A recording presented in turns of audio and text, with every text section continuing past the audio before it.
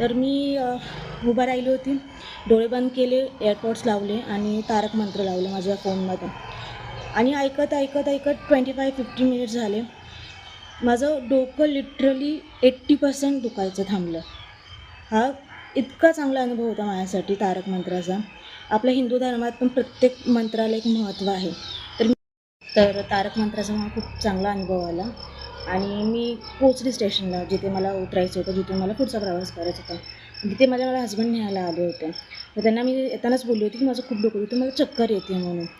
तर त्यांनी लिटरली माझ्या भावाला पण घेऊन आले सोबत. म्हणजे मी पडली वगैरे त्या गाडीवर म्हणून ते भावाला पण घेऊन आले ते सोबत. आणि मी मस्त डोकं वगैरे राहिलं म्हणून मी मस्त उड्या मारत वगैरे स्टेशनच्या बाहेर गेली.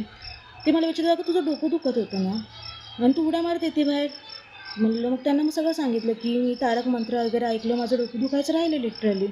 आणि तुम्हाला लिटरली ते ना येताना माझ्यासाठी टॅबलेट्स घेऊन आले होते. हे बघा, एकसुद्धा टॅबलेट यातली मी खाल्ली नाही आहे आणि मला इनहेलरची गरज लागते. येताना इनहेलर पण ते घेऊन आले होते.